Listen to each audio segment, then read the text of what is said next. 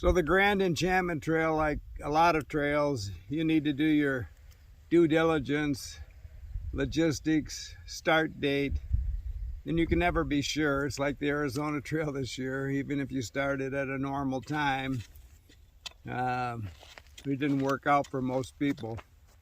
Just a off year, cold. Like the PCT this year, it'll be interesting to see how many people get through with this Snowmageddon in the Sierras that pushed through to Arizona.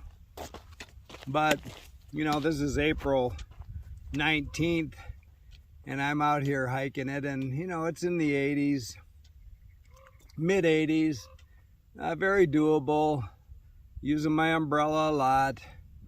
I've done the first couple 100 miles of this from First Water, where it either ends or begins, First Water Trailhead, through the Superstitions, catch the Arizona Trail, take it down to Aravapa Canyon, go through the Aravapa Canyon.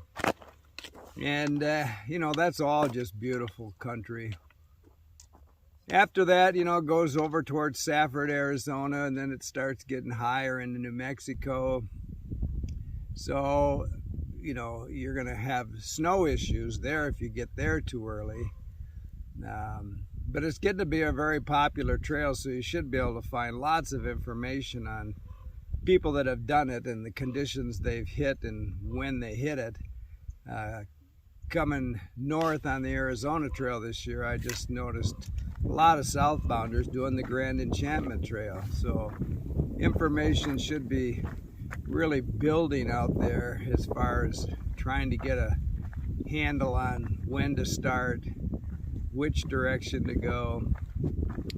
But right now is a beautiful time because it's spring finally sprung here in Arizona, and a lot of critters out. It's just a super bloom every place this year because of the wet winter, and it's just primo hiking. Warmer nights now. I froze to death on the Arizona Trail just about every night for, you know, a month, and now it's just really getting much nicer.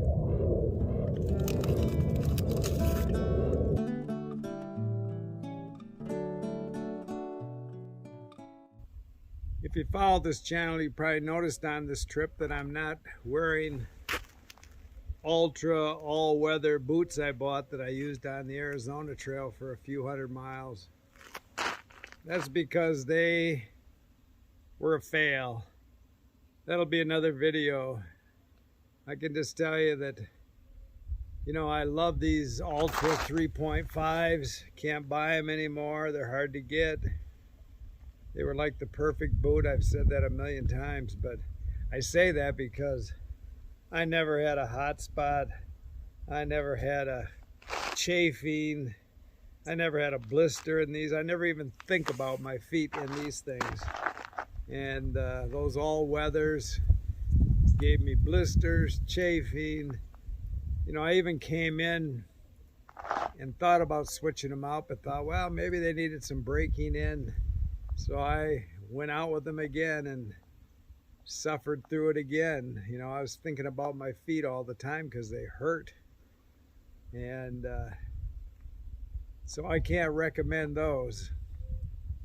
I'm on the quest for new boots, and I don't know what they are. I've been studying Hoka's. A lot of people like those. I know I'm not buying another boot that doesn't have eye hooks up here. You know, that's one of the things with these 3.5s I hate. I got up this morning and I tried to put my boots on, and I thought, what's wrong? Oh, I forgot I'd switched boots out, and there's no hooks here. So it's just another pain, more fiddling, trying to get your feet in your boots in the morning because these boot manufacturers don't want to put lace hooks in there, and they put eyelets. I guess it's cheaper. They probably save a half a cent per boot on that little change, but I'm never buying another boot without hooks. I'll guarantee you that. And I don't know what I'm going to end up with, but I'll do a full video on those all-weather ultras and let you know what I end up with boot-wise. The problem with it is you have to, you know, spend a lot of money to find a boot that doesn't work. So I'm going to do a lot of studying before I pull the trigger on anything. Keep smiling.